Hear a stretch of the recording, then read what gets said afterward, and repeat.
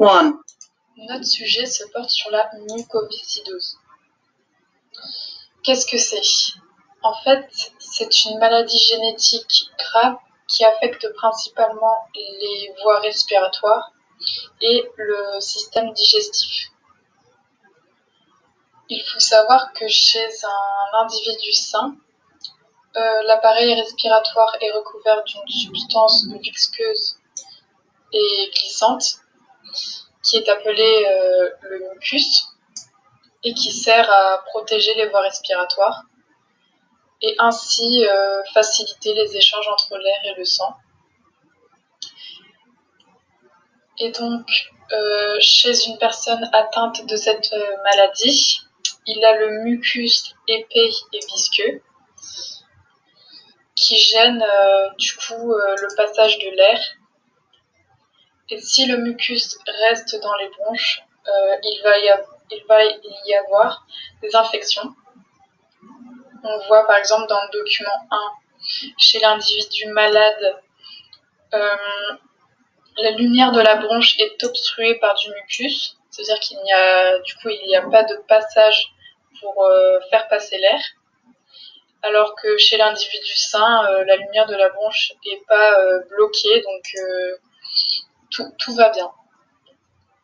Dans le document 2, il est dit que en fait, la protéine CFTR est responsable de la mucoviscidose. Nous remarquons que dans les cellules de cette muqueuse, ce gène CFTR code en fait une protéine du même nom qui permet en fait le passage à travers la membrane des cellules d'ion chlorure et celui-ci joue un rôle important pour la fluidification du mucus.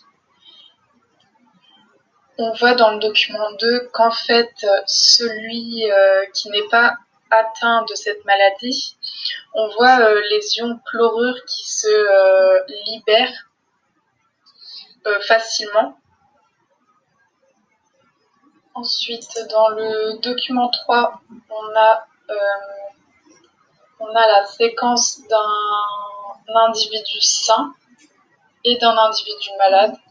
On peut voir que dans celui de l'individu malade, il y a une absence de certains nucléotides qui sont en fait le gène CFTR qui a été muté. Et à cause de ça, les ions chlorure ne traversent pas correctement les membranes des cellules. Et donc, le mucus devient de plus en plus épais et visqueux.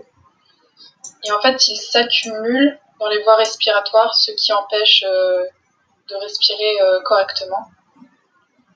Pour illustrer, on voit dans le document 4, qui est la comparaison de la protéine CFTR d'un individu sain et d'un individu malade. En fait, il y a 3 nucléotides CTT qui ont été oubliés, ce qui donc entraîne une modification de la séquence en acides aminés. La protéine n'a donc plus la même forme et n'a pas le même rôle que de transporter le chlore dans le mucus.